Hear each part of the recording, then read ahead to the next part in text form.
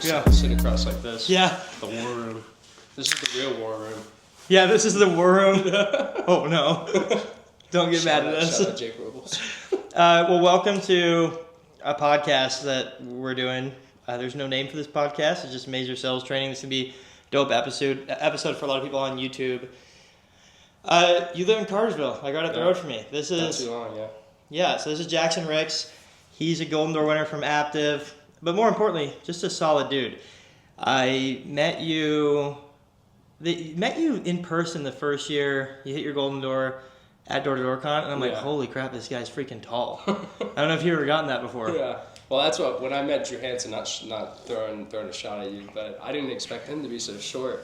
Yeah. It's like you almost have like these friendships with people outside of like on social media. You have like you build these friendships. It's almost like you know them, but you've never seen them. Yeah. Yeah. Well, I followed your stuff where it was like bad day to be a bug. Yeah. And I still see hats all over the place. Yeah. Bad day to be a bug. But I messaged you 2 days ago or 2 or 3 days ago, and I live in Winder, Georgia.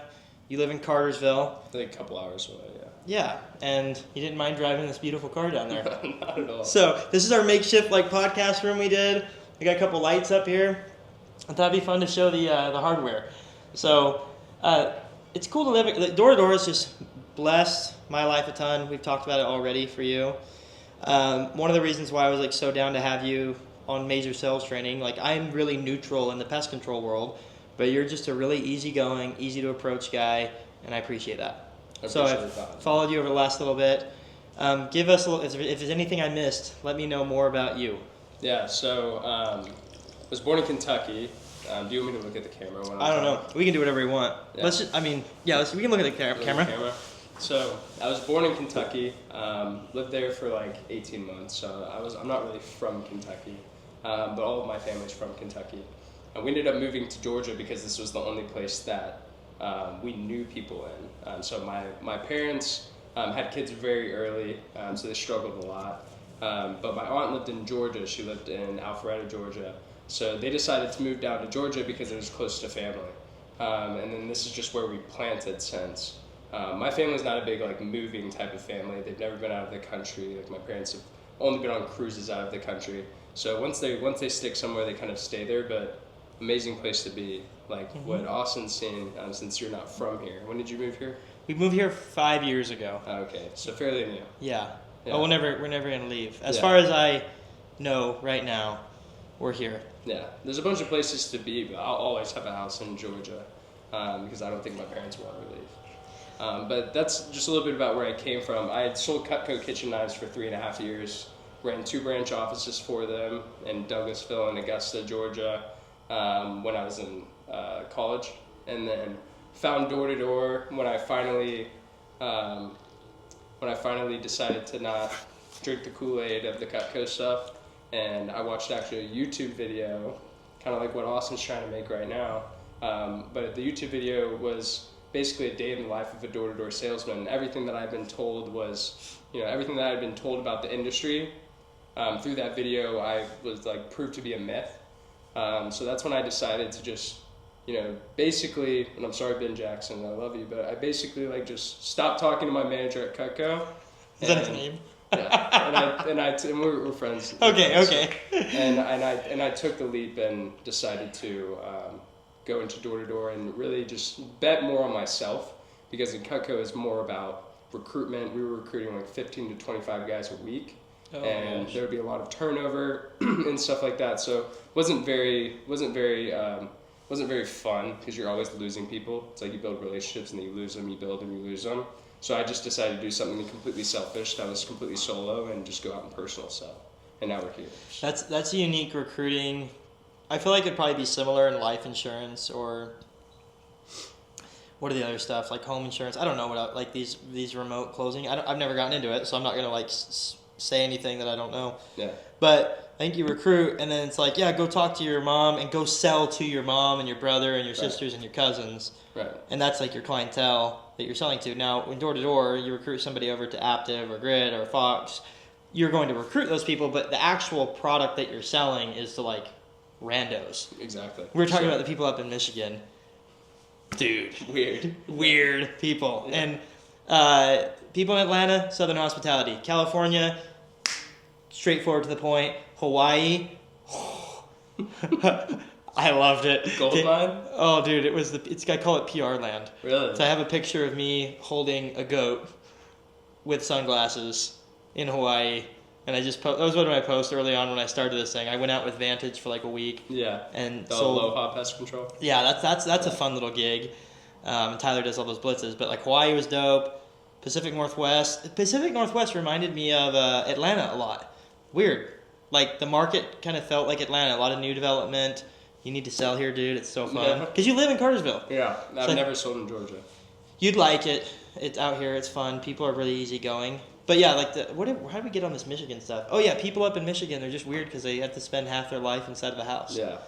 And yeah, winters. So Georgia, you get a little bit of a mix of both. I like cold weather personally.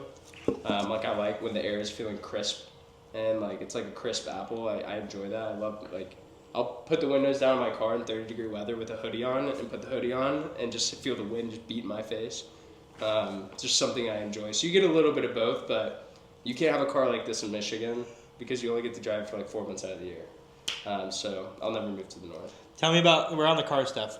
Yeah.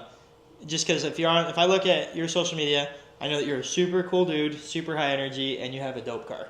I had no idea what that car was until I followed your page.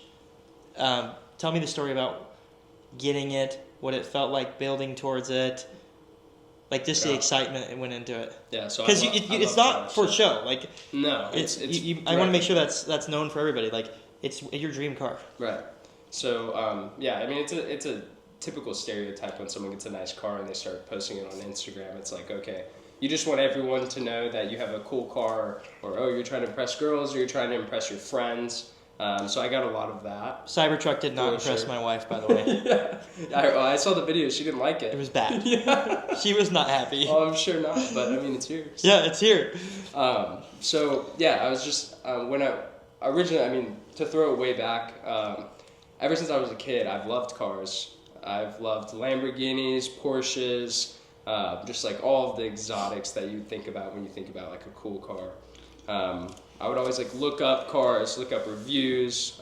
Doug DeMuro, shout out. He has a YouTube channel, huge YouTube channel where he reviews like every single car in America. So I watched almost every single one of his videos just to like almost imagine myself like picking out my car before it happened. You know, like making sure I'm making the right decision.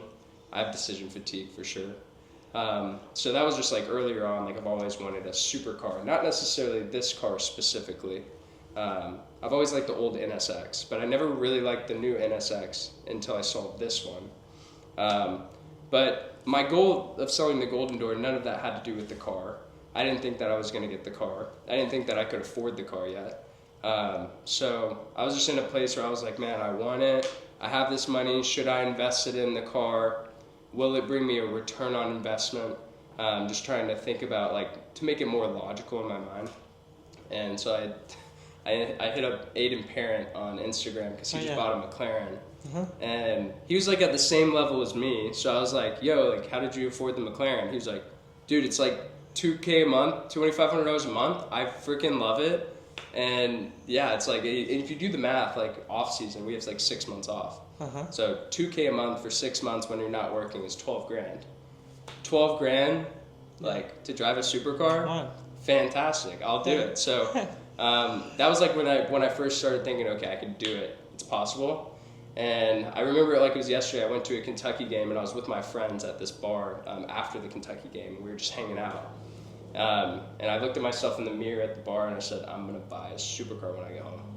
And that's all I said. I had no idea what car it was going to be. I didn't do any research on the cars that were available. I just knew right when I got home I was going to buy the car. Second day when I got home, I bought this car. I actually went in to look at a different car. It was a Porsche. And the guy bought it off the lot right before I got there, or right when I got there. And I was really upset about that. They brought me into the warehouse. This hadn't even been posted yet. There's like almost like a mystery vehicle. So I looked at it and I was like, yeah, I want that. So then we bought it. I want that one. Just like that. I was like, I want that one. And that was a huge thing for me because I've always, like my goal in life is to, you know, live life in a way where I don't have to think about money. I just want to like enjoy what I want to enjoy in the moment. And live very present because I'm not going to die with any of my money. Like, it's Yeah. not going to be buried with me. So, where was I going with that? Your money, missions, goals in life. What Not did gonna die I with say money. right before that? You said I want that one. Yeah, oh yeah. So it was always like a goal for me to buy a Louis Vuitton bag, like a duffel bag, but I just didn't want to look at the price. I wanted to go in and buy it, and I did that, and then that felt really good. So I was like, I'm gonna keep making decisions like this. I'm just gonna go in. If I want something, I'm just gonna go and buy it, and that's just is what it is because I have the opportunity to do it, and that feels really cool. I think there's if you're making good money in sales, just buy stuff and don't look at the price tag. When you go to the grocery store, that should definitely be true. Yeah. Like, oh, I want this healthy food. The first thought shouldn't be like, how much does it cost? Yeah. Because it's like, no, what's it worth? Ed Milet does a thing on that. Like, what does it cost is a lot different than what's it worth. Right. Right. And so a car is definitely worth more than just like, it's a point. Yeah, point A to point B. Point A to point B is really good. But also like just enjoying life along the way. Like that's the whole analogy for life. Like you can go point A, like birth to death. That's great, but you can also do a lot more fun too. Yeah, so you're driving for like half of your life, I think. There's a statistic about it. Like, Yeah. You're driving for probably half of your life if you do enjoy driving. So if I'm going to be in something for half of my life, Make it fun. I want it to be fun. So it's just like your mattress. Like a lot of people will go cheap on a mattress and get a $200 mattress off Amazon. It's like you are sleeping on that mattress every single day. It is directly impacting your success. It's directly impacting your energy. Like Drake said, Drake has like a $200,000 bed because he can afford it, but also it's important. Like sleep's important, and he has the best bed. What bed is that? I don't know what bed it is, but I don't know. It's some like designer bed, and it's apparently like the best bed in the world. And you can get one for like 10 grand. All right, Norman, figure out what bed it is. We're gonna have Norman edit this. Oh, okay, cool. Well, the cars we're on cars, stuff like that. Yeah, Oh, so- dude, cars are fun. Like it's when I was at Anthem, and I'll still sell for Anthem when I'm in town, right? Yeah. When I was at Anthem, the 1,000 accounts meant, hey, we'll buy you a car, right? But I think in life we chase feelings, right? Like we just chase like what things do for us. It's not so much about getting the thing. It's like how it makes us feel. Right. We can dive into that with the Golden Door stuff too, because we've both done one, and then it feels good. But it does, like the pursuit of things is what's really fun. But yeah, at Anthem, they bought me a Kia. They gave me like a $35,000 check. It's like Kia. Everybody thought it was a Stinger. It was a K5.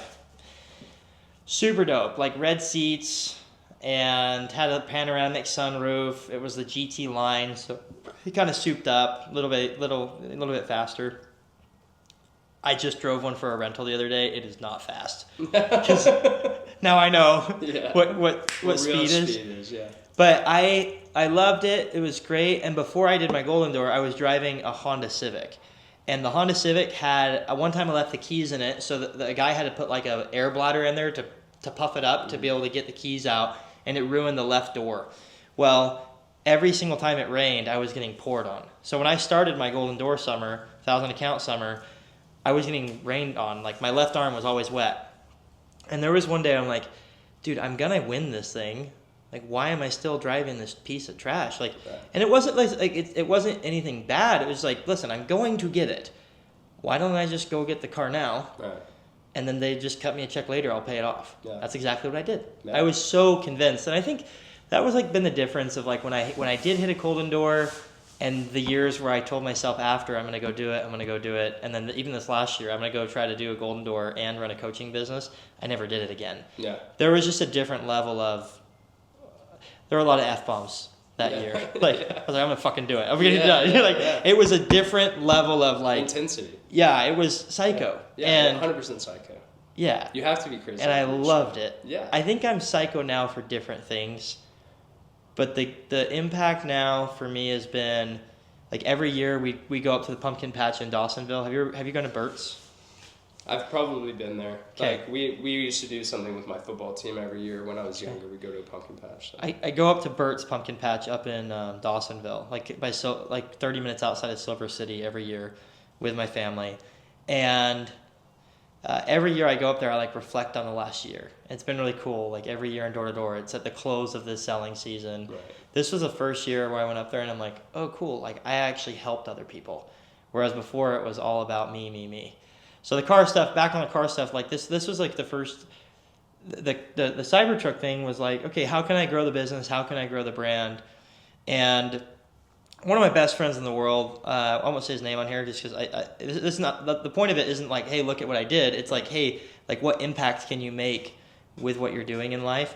I had my buddy drive me to the Tesla dealership to pick up the Cybertruck after I ordered it impulsively in front of my wife. I like hold the phone out and I'm like, I'm gonna do it, and I hit order and she just let it happen. So we drove up there and I'm like, hey dude, like take the keys. And I don't care what he does with the car. He can keep it, he can sell it, but like I gave him a car. Because I think like door to door has made me realize like money is. You gave him the Stinger? Or yeah, the K5, yeah, just take it. But that's huge. Like last year I bought my mom a Louis Vuitton purse for Christmas because I don't know, she's not like super materialistic. She's totally fine with her like Coach purse or something. But I know in the back of her head she's like always wanted one.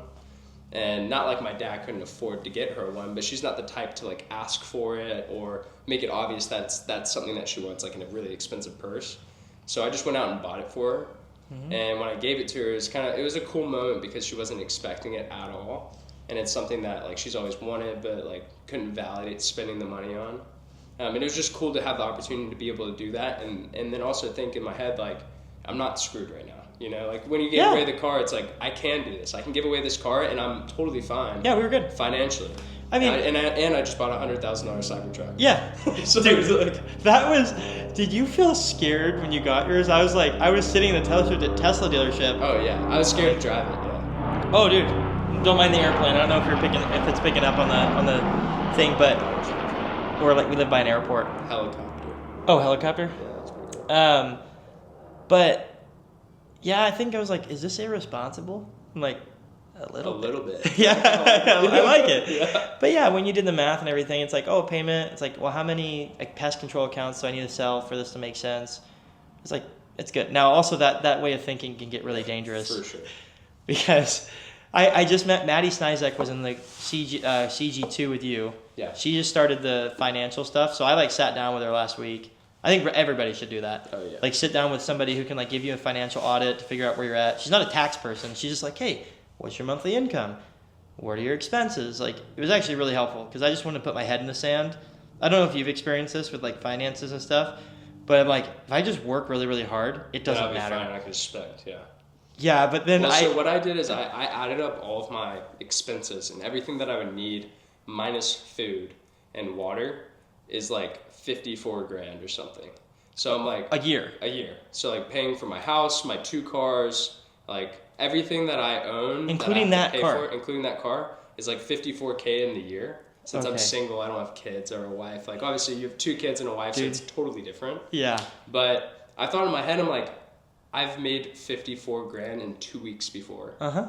So realistically, my lifestyle is not too expensive because I can make it in 2 weeks. And then everything extra is just extra money that I can throw away. So a lot of people be like, don't be irresponsible with your money, buy houses, do investments. I'm doing all of that stuff still.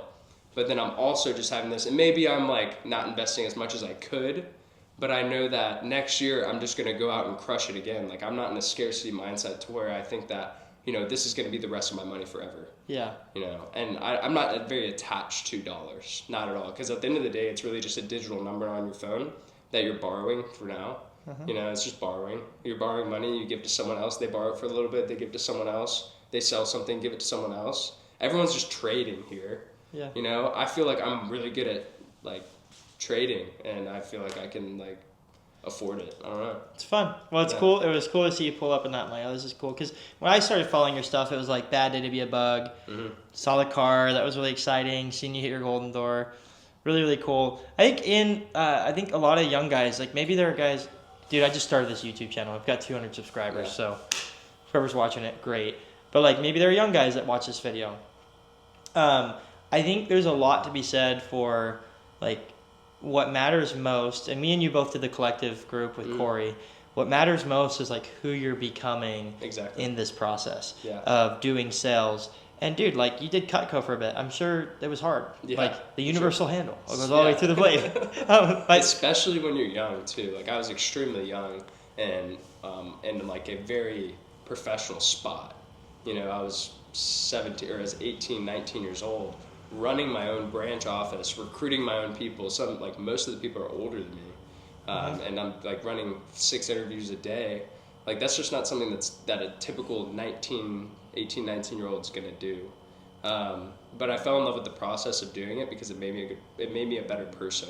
A lot of people don't know this about me, but I've been extremely socially anxious since I was little. Still, for sure. Like I'm really good at masking it and kind of gaming it in a way when I'm knocking. But even like just this conversation sometimes with new people makes me extremely nervous.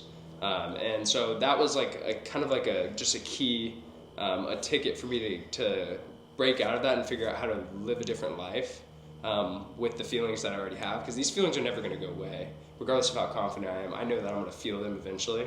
So I've just kind of dove into them and figured out how to live my life through them. And that's like what Cutco allowed me to do. So Cutco was completely out of my comfort zone. I worked at Chick-fil-A before that. Here's a little backstory. Dude, you'd be a great Chick-fil-A worker. Yeah, well, they put me in the back. So my first job was Chick-fil-A. I did my interview. After the interview, she said, you know, you just don't have really like great communication skills. I think it would be better if we just put you in the back. Basically what she said. And so I looked at her and I was like, okay, like that sucks. But I knew that about me too, so I was kind of like valid. That's kind of valid too.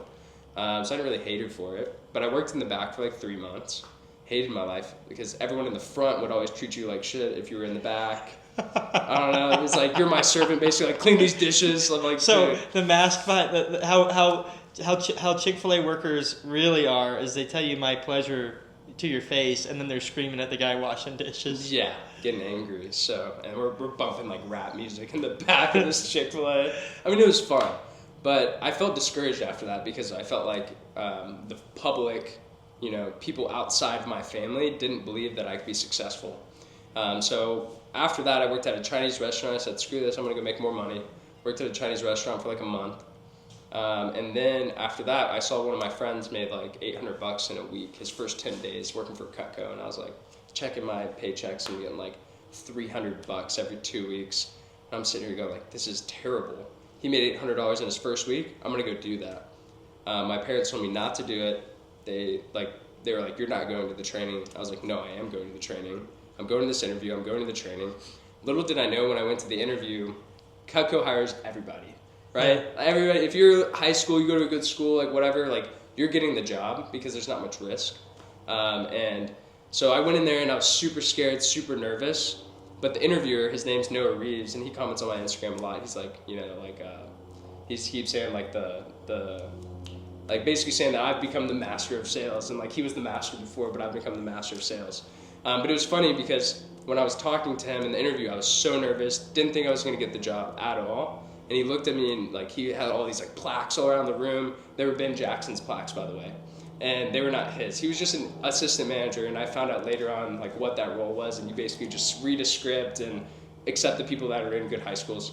But I was so nervous the whole time, and then he was like, you know, I believe in you. He was like, I think that you would crush. He said something like that. He was like, I think that you would do really well at this job. I believe in you. Like, I'm going to give you the job even though you're not 17 yet. Because I was turning 17 in like 2 weeks. You have to be 17 to work for Cutco. So I left that interview on top of the world, thinking that I just accomplished like this massive feat. And I took that into my training. And I became the #1 rep out of my training. No one else. I think one person stuck out of that training seminar. There was like 15 people in there. I didn't realize that there was so much turnover or what turnover was. I was just like, I'm given this opportunity by this guy, this stud. I need to take it and run with it. And then I ended up selling I made $1,000 in my first week doing it. And it wasn't just because I was selling to my family members. We were getting recommendations. It was super uncomfortable. Like even doing a phone call with my parents was uncomfortable because of just my social anxiety. But that's what kickstarted it and allowed me to think, okay, I can be successful within this anxiety. And I'm not anxiety. I just feel anxiety. feeling something that you can shift, right? So that's what got me into Cutco.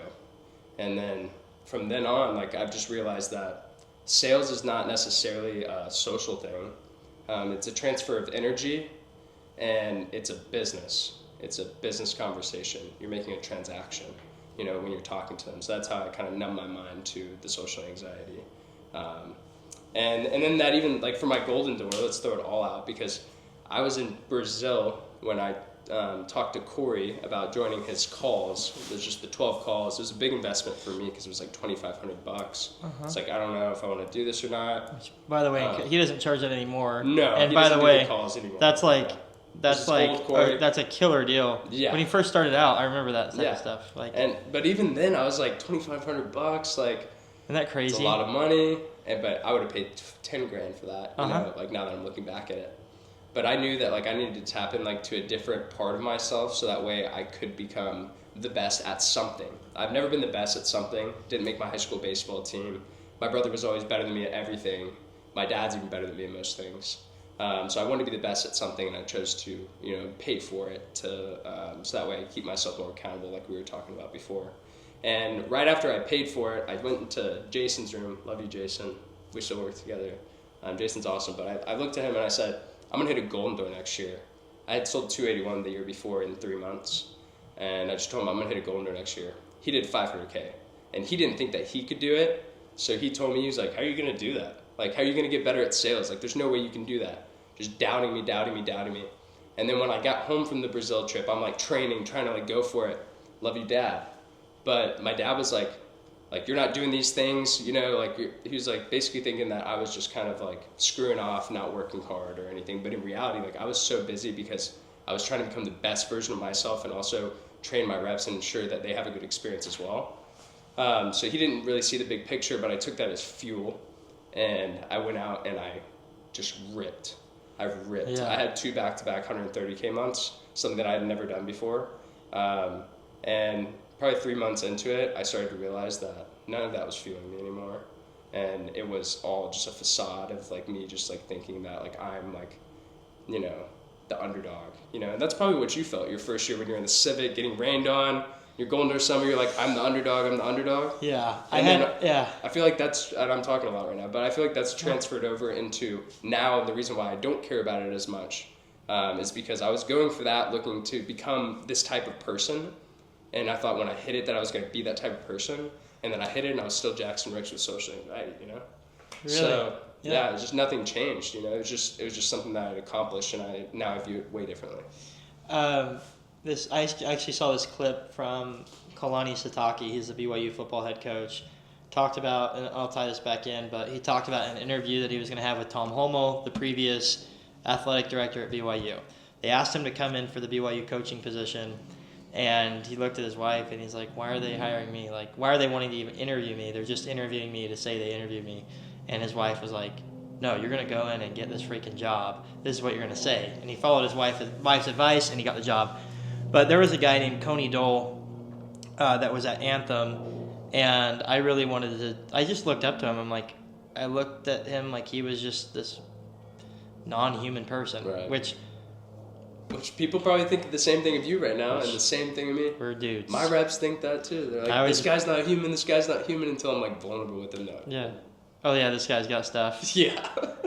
I always tell people just to like help people chill out when I do role plays with them. Like, I'm just a bald dude. Come on. But I used to look at Coney like he was, and I still think he's an incredible man. Mm-hmm. But I used to be like, oh yeah, whatever he's doing is just, I don't know, he just must be doing something crazy, or he's just different than me. Different, yeah. And my wife, I think I said something along the lines of like, oh, I wanna try to sell like that one day, and she's like, go beat him, go do it. And it was the first time I think someone had said like, oh, you can go do that, and then that kind of started me wanting to compete against him. And I always felt like the underdog because there were a lot of people within Anthem when I was selling there that thought that other people were going to sell more than me. Right. And that did help for a bit. 100%. And then, yeah, looking back on the Anthem stuff, I had like an arch nemesis in Coney, and we weren't homies. Now we are, but that fueled me a ton. Like the competitive side, like dude, competing is fun. It is, yeah. I loved it. And so that fueled a lot of me kind of improving and having my record-breaking stuff. Like on my Instagram page, I have like all my stats. All of those weeks came because I was up against Coney. So I think there's something to be said for competition. But then again, you can't always... There's more to life than just beating people. Yeah. Right? It's like, okay, how am I going to become better? How am I going to give back? It starts... I feel like that's where it started for me, was like winning. And yeah, like they're really incredible people, like Kobe Bryant, win. The Tim Grover stuff, like all the Tim Grover quotes about winning. That's awesome. And then there's other ways to win in life too. Like, think about like Michael Jordan is a great example of this. He won all of those rings. He went and played baseball, came back, and he played for the Wizards only to donate his whole entire salary to something. Oh, really? He donated everything. But everyone hated on him because he went to the Wizards and he wasn't with the Bulls. You know, everyone's like, why is Michael Jordan playing for the Wizards? You know, and that makes no sense. He should be playing for the Bulls. Like, Michael Jordan's never going to be the same. Like, oh, the questioning Michael Jordan's legacy. When in reality, he had just won so many times that he just finally wanted to just give everything away. That's that cool. It didn't even matter. I can't say that I did one Golden Door, and the other day I think I texted you. I'm like, yeah, my first one. I'm like, I don't know why I say first. I'm like, leave the door open. Exactly, yeah. But I'm gonna turn 30 this year. I've got 2 daughters, and we want to have more kids. And winning for me now looks a lot different than just getting awards and accolades. Like, going to your Pesties event and for the Aptive thing was cool for me because I walked into this event, and I'm doing this to try to like build my brand. Yeah, like, for sure. I gotta figure. I wore a Mazer shirt with a blazer. Kaya's like, you need to wear this. It'll look really good. And I'm walking around there, and like people walk up to me and they're like, Austin, thanks for your course. I'm like, who are you? Because I only know people from their name and like a tiny profile picture. Right. And some guys nowadays, their profile picture is like, you know, like they don't even show their face. Yeah. So I know them from voice memos and from messages. So winning this year for me is cool because I finally am like stepping into that mantle of like a coach. And I'll still knock next year because I think it's fun. It's easy money. Like, it's so much fun, dude. It's free. And yeah, I just hop in the truck and then go knock and come home. The Tesla's the perfect knocking car. It is. It's fun. Like, and it's also really awkward too, like parking it in front of someone's house. Well, yeah. It's like always first door. Hey, that's my car. I'm just letting you know why there's a Batmobile in front of your house. Anyways, do you have a company yet or not yet? Yeah. So I think for me, it's like winning is so much more than, and you're doing this. I'd like for you to speak on this a little bit, but winning is so much more than the trophies. Me and you have both gotten them, and my turning point for me was when I realized.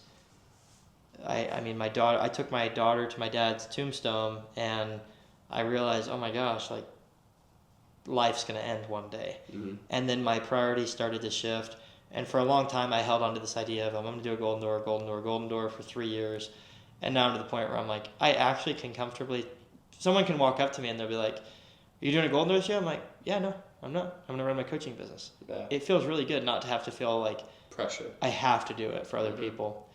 And I think, yeah, it's just being able to find wins other places and find my worth in like things that really matter is what's been big for me. Yeah. I don't know if you've experienced anything similar, but I want to hear about finding joy within the grind and the thing that's in your building, because this is your thing recently, and I've been following it. I love it. Yeah, so I started that series off a whim, honestly, because like towards the end of the summer, I was going through a lot of decision fatigue on if I should stay and grind it out, because I told everyone that I was going to do it. Mm-hmm. I was going to at least do a golden door. I ended up at 509K, so I was like 240 something away, 241 away. I could have easily done that and completed the golden door by the end of the year. But I started to ask myself, and what me and Corey would talk about, because I didn't even want the conversation to go into, like, are you going to leave? I didn't even want that to be an option. I told even my managers, like, I want to win at something this year. I want to win at something. I have to earn something. There's no way I did all of this for nothing. In reality, I'm doing it for something, of course, but, like, my mind was so stuck on that golden door, the award, or, like, golden goat at least, I wanted to be a Golden Goat. At least I need the jacket. Did they have that last year? Golden Goat was Golden Door last year, but the Golden Goat now is like 550 PCT. Okay. So I told myself, like, I want to at least do the 550 PCT, or I want to at least do, like, the Golden Door. I just kept, like, lowering my goal to, like, make myself feel better about it. And then I thought to myself, like, if I really do this, what am I going to be benefiting from? Like, how much money would I make? I did a whole analysis of it. Exactly how much money I would make extra if I did it. Okay, maybe what am I going to buy? What type of trips am I going to take? Like, would this be worth it in the grand scheme of things? And what I came to the conclusion of is that, the next 2 months could be life-changing for me in two different ways. Either the next 3 months, I grind for 3 months and hate my life, and like I was hating my life this past summer, just a lot of things not going my way. So I grind for 3 months, hate my life for 3 more months, or I make a life-changing shift in my perspective on life. And I chose to go home and make a life-changing shift in the perspective of my life. And that's when I started the Joy Within the Grind. The Joy Within the Grind is a lot bigger than just like posting. I really don't care how many views I get. And we didn't talk much about this earlier. I do like engagement. I want people to find value in it. But where it originated is the year before, I made a bunch of traveling videos. Like before my Golden Door season, I made so many traveling videos, and sometimes I'd find myself like even on the toilet, like just scrolling through my own reels, watching them, and just seeing like how happy I was and like how much like I enjoyed that time, and then I could feel like what it felt like to be present in that moment.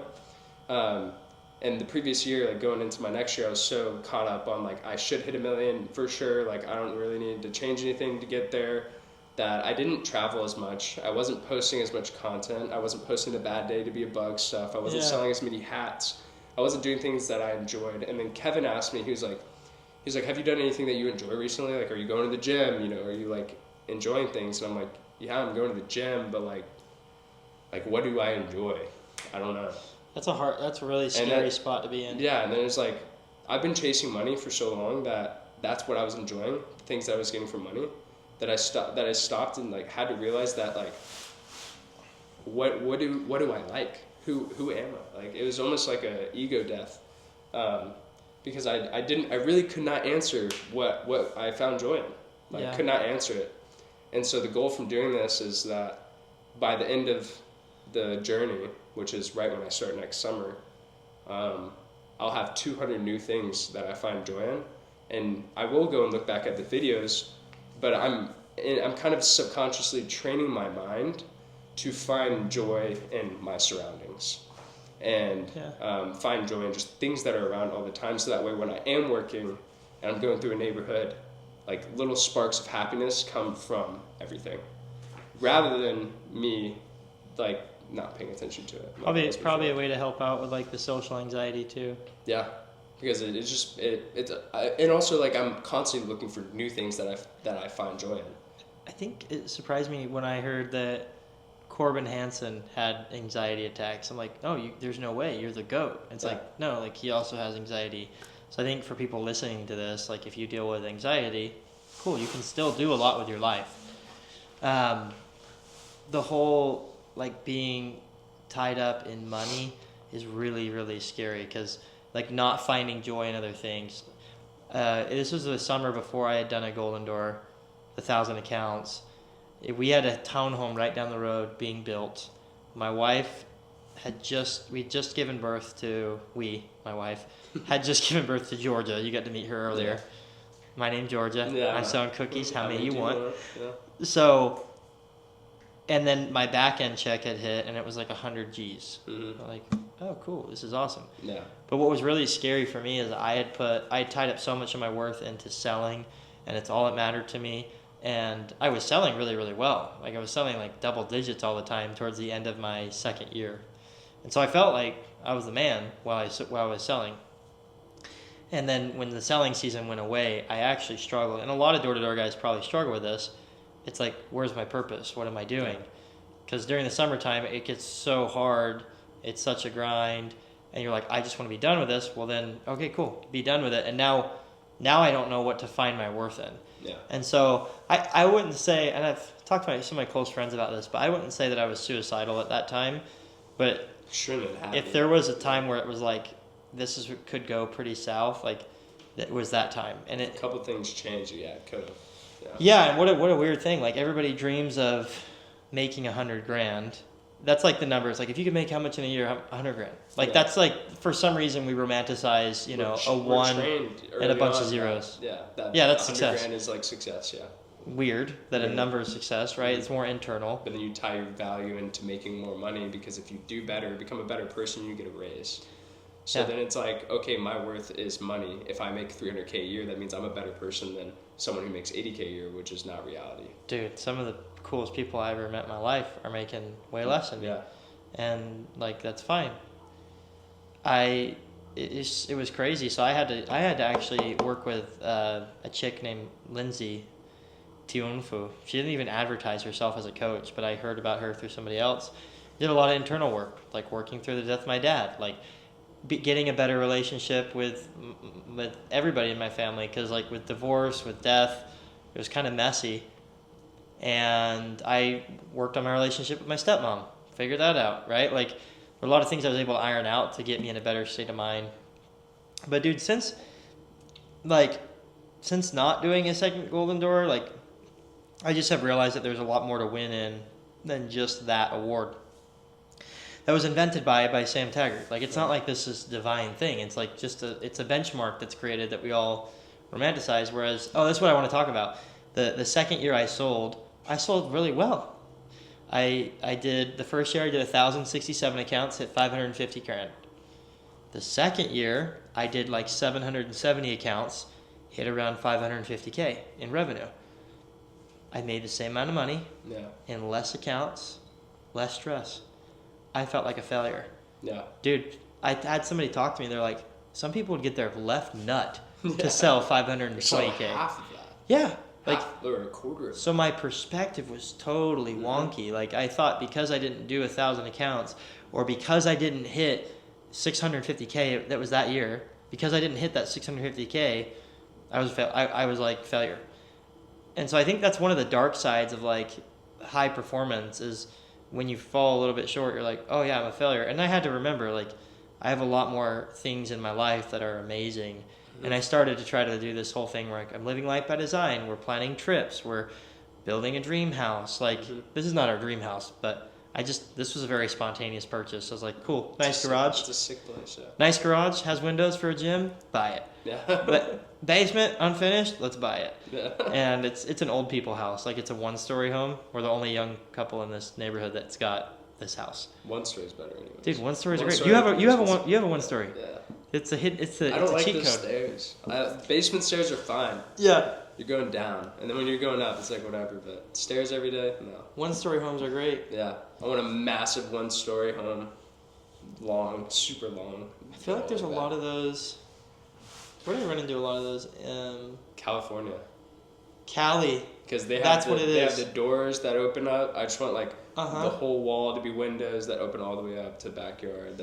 Cali was like majority one-story homes. It was weird to see two-story homes in California. And also Oklahoma, because of the tornadoes. Okay. Yeah, so they have basements, one-story homes mostly. That's cool. Yeah, sick house though. Well, I think there's a lot of lessons to take from you, dude. Like, and I think it's like, one of the things that I'm learning from you is that you enjoy your life thoroughly. Like, you have fun. You're finding joy in the little things. And you're also just a solid dude. Like, I think there's for me and you doing the collective, we've realized that, like, people are not bad guys. Just because you sell Aptive and I am doing something else doesn't mean that, like... No, we can't talk. Yeah, we can't be homies. But before it was that, you couldn't talk. You know, if you were friends with someone from a different company, as you always had in the back of your mind, that, like, I could probably get him over here. Like, you know, whatever. It's like just more of like a transactional relationship where we were kind of forced into a space where we couldn't be transactional. Mm-hmm. And it was like impossible to be transactional because we cared so much about being in the group. Yeah. Well, and I went in the same group as you, and I'm like, oh, cool, we're homies. Yeah. I can be real with this guy. Yeah. So it's almost like a stage or like a level. It's like once you pass this level, then like we all understand each other, and that's what Corey's doing really cool. Shout out to Corey, the sales therapist. He's doing a really cool thing with X, where like everyone's past that level of the retreat, so everyone's like super vulnerable and like willing to express, and now there's just a big group of everyone who's like kind of on the same level. Yeah, I went to that retreat. It was cool. Like I flew in for that, just for that, and then I flew back home to pick up my family, and then flew back out for the Holy War. Like I flew out for the retreat, came home, pick up my girls and my wife, and then we went right back out for BYU versus Utah. Yeah, I saw that you were like back and forth. I was like, dude, I think there's like top 5 best days of my life, and the BYU Utah thing. Like, that's it's a very Utah battle. Oh, dude, yes. And I was a BYU cheerleader. So yeah, that's true. That meant a lot. Yeah. And I sat next to Ute fans, and I'm like, don't worry, I used to be you. Yeah, I freaking hate you. Yeah. Well, they were like so upset. And I'm the like, signs were hilarious, like "frick you" or something. There was ones like within the LDS church. There's a talk called "Be Peacemakers." Yeah. So "Be a peacemaker" was like one of the phrases in General Conference a couple years ago. So they had one kid holding "Be a peacemaker," and then the other guy above it was like "I hate you" with a U. So we laughed at that, but. Others like Kalani has a massive cougar tail was one of them. Just like hilarious signs. Yeah. But yeah, I mean we're trying to live our life by design right now, and just like we have fun goals, and I think that's what life's about, is just building a. That's what I'm glad you got to see my kiddos too, because that's my biggest joy in life is family. Yeah. So I think whenever you get the opportunity to do that, it's dope. Yeah. God willing, right? Like whenever that time is, I think you're gonna make a really good husband and father. Like. Just getting to know you, you're a solid dude. I appreciate that. Yeah, so that's something I do question a lot, for sure. I think it's really scary at first, and then it's just scary getting to this point in my life right now where I'm 24, and like I don't really like know exactly what's gonna happen. I know I'm destined for greatness, and that's a good feeling. Yeah. Because I know that whatever I end up making the decision on, I'm gonna do well. I feel like, but. I don't know, I'm just in a spot where it's just, like, success is there, but it's just, like, what do I do with it? I feel like I'm almost missing out by just, like, being selfish and selling. And that's what I was talking to you about, like, what I could possibly do in the future to, like, experience a lot more fulfillment in my job and, like, even do alongside of, like, knocking doors. But, yeah, I just want to, like, I've gotten to the point where, like, success is going to happen regardless. So I might as well do something that I like thoroughly enjoy, or like what you're doing, the impact. Like you could definitely go out next summer and sell a golden door. You have the ability to do it, for sure. And maybe I don't know how the business is going specifically, but like if you were to go out and sell $800K, like the commission on that's insane. Yeah. But like for why? Like what are you gonna do with that money that's like that actually like means something to like your future other than buy stuff? I mean, there's arguments of like, oh, I could pay off all the houses, all the, and be like done. But I'm like, I actually like working. Yeah. I actually like doing my coaching. I like selling, and so. And it's not like you have a time limit on like you're not going to be done working in like the next year. No, I think I talked this the other day. Like I'm like, how when could I be done? Because I could be done as long as I paid off my house here, the rent and the 2 rentals. I could technically just. Retire, and float around and do whatever, but that's not my goal in life. I think it'd be good to do. Like, don't get me wrong. Like, but you would be doing a disservice to everybody if you did that because you have so much value to give. Yeah, I actually really am hesitant where people are like, oh, I'm just gonna do this and then I'll never have to work a day in my life again, or like really careful when I see it in door to door of like managers that are like, yeah, I'm done with the doors. I'm done. Yeah, I'm done. I don't want to be on doors anymore. I'm like. Dude, like, why would I want to work with you? Yeah. Like, that's like, and that's just like there are some guys that are like trying to build a business. That's okay, that's fine. But I just think that it's good to love what you do, and then because that kind of trickles down. But we've thought about the one thing that's like itching at me. It's like it comes up occasionally, is starting something here in Georgia. But like literally just chill. Like me selling my own accounts and no recruiting. If there's someone in Georgia that wants to, like some deacon and like church kid that wants to sell accounts, let them go look at major sales training and have at it. But I never liked managing, dude. And that's one of the things that I never liked managing. So I just did training and then selling. And so I've realized those are my strengths. I love training. I like seeing it click for kids. When I train them now, they have a little AirPod in their ear, and I like just listen to them sell. And I'm like in the house cleaning dishes, and I'm like, close! That's So that's one of my favorite things to do is AirPod shadowing for the one-on-one clients, and then they all have access to the course. So like, dude, whatever you end up doing, it's worth building something for you. Even where you're at right now, you can build something for you. Yeah. And like your bad day to be a bug stuff was dope. Yeah, that's my brand for sure. Yeah, keep rocking with that at least. Yeah. I saw someone wearing your hat the other day. Really? Like when you were in Utah? Yeah. I'm like, I don't know who it was. I think he was at a collective retreat. But I don't even think he worked with, like, yeah, I don't know. I sold like 70 of them, so. That's sick. Yeah. You still sell them? I still have them. I have like 10 more. Oh, I haven't ordered new ones. Do you have them in the car? I should have brought you one. I will wear it. I'll bring you one. Yeah. Because I want to work on new designs and stuff. But yeah, the bad day to be a bug stuff, that was really cool because that was like my first, the first time that I was like considered as like a, I don't know, like almost like a public figure within my company, which was really cool, like to experience like people hitting you up all the time asking for advice. And I always give advice. Like if anyone wants to hit me up, I'll give you advice. I'll hop on like an hour phone call with you for free. I don't care because like I feel like I was telling you, like you're almost doing a disservice if you don't give it to them. And that's the biggest thing that kind of tears me. And I'm sure that was like kind of hard for you as well when you start charging for things, especially with people that you know.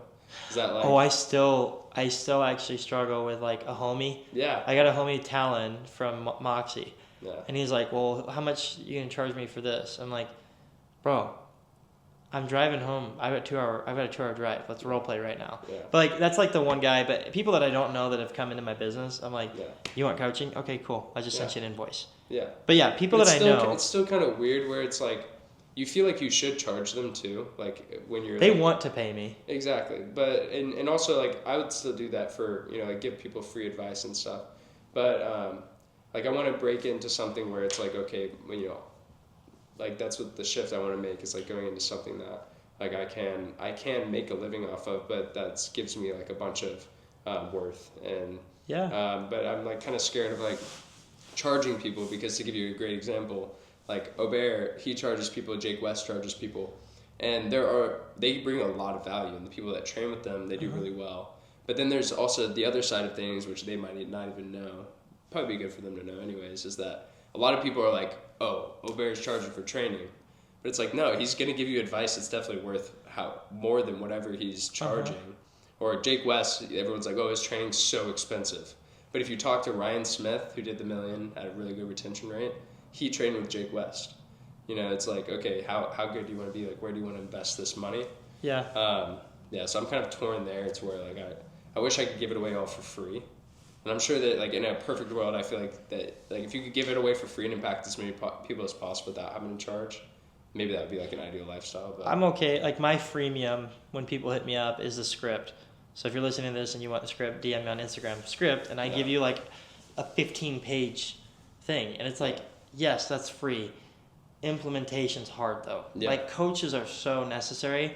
That's why if you ever did want to step into a role of mentorship for people, it's like, dude, like that coaching world is so abundant. Yeah. So that's what I was telling you earlier. Like if you need help, let me know. Yeah. Like there's people that you can impact that I can't, and there's people that I can impact that you can't. Like it's just or that we won't. Like we won't vibe. We won't match. Transfer energy. So it's just like like it's just there's not enough coaches I think. Yeah. So. If there's something you can pour into somebody or just like I've had different coaches every year of my career and I think they're so important.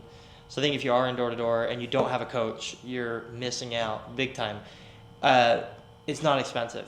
I think for the results I've given the kids I've coached, like girls that have, like girl Maddie, I coached her, like she went from the best summer 150 accounts to 350 accounts. Okay, well the jump there is thousands and thousands and thousands of dollars. Yeah. The coaching was only like it's $1,200 a month to do one-on-one mentorship. That's cheap compared to the amount of return you get. So I think, and then also future return too. Oh yeah, once you learn the stuff, you learn the stuff. Mm-hmm. Like that's like the sales course and everything. Like kids asking me for discounts for a course that's $100 a month. I'm like, bro, like. Major 20. That's all you get. I remember when you were offering it for when you first started. I think you were offering it for it's too cheap. Too little. We don't talk about that anymore. but you start somewhere. Yeah, right? Well, I had to get people to bite, and a lot of times, like some of those people are still subscribed. If they cancel and they're like, "Oh, I'm gonna up it back up next season," I'm like, "Cool, you're gonna pay $100 a month." Yeah. Like I still am trying to think if I should get away from the monthly model, because the values, like, I've had kids use it, and they're like, oh, I just had my PR week. Cool. You made, like, an extra, like, $3,000 this week. And then they use the course for, like, 6 months, and they cancel. I'm like, wait. This blew up your summer, and you don't want to use it anymore. Yeah. I think the training's so important to just use daily. That's why we're in, like, at Door to Door Con, I'll have a booth, and it's going to be a gym setting, like training your muscles, because sales training doesn't stop.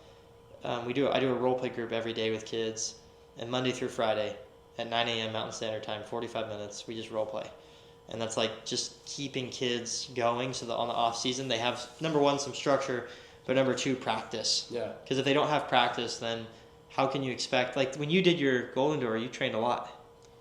Not really. No? I trained a lot mentally. The math that I did in my head was if I doubled the time, if I work 6 months, then I'll almost be there. You know, I sold 281, so like I'll almost be there. Okay. I'll almost be at 650. I ended at 672, and there's a story about that too. But, or 676. But basically, I knew that there's areas in my life that I was lacking, and I did the math on it. I was closing at a 1 in 4. That's 1 in 4. The next year in my Golden Door year, I closed at a 1 in 10. This past year, I closed at a 1 in 12. I feel like I'm just getting better at qualifying, leaving customers or leaving people. But I was closing 1 in 4, so I'm thinking about, okay, this is how many people I've talked to, this is how much I worked. If I just double everything, then I should be able to do it. I was talking like 25, 26 people a day. You know, it's like nothing. So I ended up going to the next year just trying to focus on just being as fast as possible. And that's when I was hitting like 70 DMs a day. We do DMs at Aptive, for those that don't know, decision makers, people you talk to. Bro, one of the things with coaching Aptive guys is I had to learn all your guys' acronyms. You guys are worse than the military. Like PCT, DM. Subscriber pay. Oh gosh, there were like 8. Gosh, there was a lot. Yeah, ROR. I mean, you know that one probably. Yeah, but you guys have an acronym for everything. Oh, we do, yeah. For sure. But I was hitting a lot of DMs, 75 DMs a day. Like for those of you that knock, that's a lot of DMs. I wasn't taking lunch. I was willing to sacrifice that. Haven't really taken lunch since that year. Just work all day. But that's also another thing. We're gonna make a shirt. It's gonna have my car on it. It's gonna say no all gas, no brakes. But it's not gonna be brakes with like how you spell car brakes. It's gonna be brakes and like no lunch break. That's fun. Yeah, it's gonna be cool. So you guys can definitely see that on my story. But where was I going with that? T-shirt. I got thrown off by the T-shirt. What was I saying? No, I was excited about the shirt and I lost your thought. Subscriber paid DMs. So I was hitting 75 DMs a day, trying to maximize my inputs. So that way everything else should have just happened, and it did. And then the next year, I was looking at my stats again, and I was kind of getting a little nervous because I was closing 1 in 10, and also worked 6 months, and now I wanted to increase to 1 million, so I knew I had to get better sales-wise, but I thought it was just expected I was going to do it. I now know that if I want to ever hit 1 million, I 100% have to get better in sales. Yeah. I have to get better at closing. I have to get better at selling. Because I've like almost mastered like the other side of things when it comes to like the day-to-day. Yeah. Which with management's totally different though. I've mastered the day-to-day sales. People. I've not mastered the day-to-day management yet. Okay. So that's something that I'm going to master this year, and then I'll have both. Where are you selling this year? I don't know yet. We don't get to know until like January. Okay. You can come just sell in Atlanta. Yeah. You take the Chattanooga office from Kenzie and them, and then just live right next to your house. Yeah, I mean, you don't live far from Chattanooga. No, not too far. I mean, like an hour and a half. Probably. Okay. Hour. Yeah. Yeah. You can pretty much get anywhere in Georgia in a couple hours. Dude, it's such a great place to live. Yeah. That's perfect. One thing. Like, and I guess I don't know if we want to wrap this up, but like living out here is cool because this kind of ties into what we talked about the whole time. Nobody knows what we do, and it's just like this weird foreign thing. And so I don't feel like I'm ever being compared out here. It's like, oh yeah, Austin does door-to-door pest control. He sold 2 accounts? Dude, that's awesome. Yeah. And so not using it as a crutch, but definitely like when I go out to Utah, I always felt, and I still feel, when I go out there, it's for work. It's only for work, like relationships to like connect with them for. It's like this is the A dangerous podcast. space. Yeah, it's like the door-to-door mecca. Yeah, looking for people wearing different hats. Yeah, and out here it's like I can go anywhere and no one knows who I am out here, and it's kind of dope. Yeah, like, it's super dope. I went into the Bass Pro Shops yesterday because I got one of my back-ends yesterday, so I was like, let's go do something. Let's go get something. So I wanted a gun. So I ended up getting this really cool like Black Rain. It's like it looks like a stormtrooper gun. It's like super sick. But when I went in there, like the guy looks at me and kind of just like looks at me like because I kind of look young, and he's just like, oh, this guy's probably just coming here to look at guns or whatever, just not buy them. So he asked me, he's like, are you 21? I'm like, yeah. And he's like, and you have a current address? Yeah. And he starts like interrogating me about all of these things, and I'm like, dude, I'm totally set with buying a gun. And he was like, do you have a price range? I'm like, not really. I just want, if I like it, I'll buy it. And he's like, okay.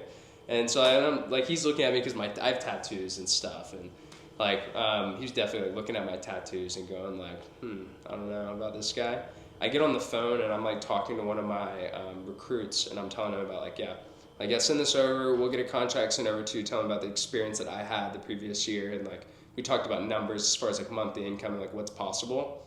And he looks over at me, he's like, what do you do? He's like, do you own a business or something? I was like, no, I just door-to-door pest control. He's like, no fucking way. Yeah. So you door-to-door pest control. I'm like, yeah. And I've had so many people like that. Like the guy who transported my NSX, he was just baffled that this business even exists because he has family members that run pest control companies and they don't make that much money. Yeah.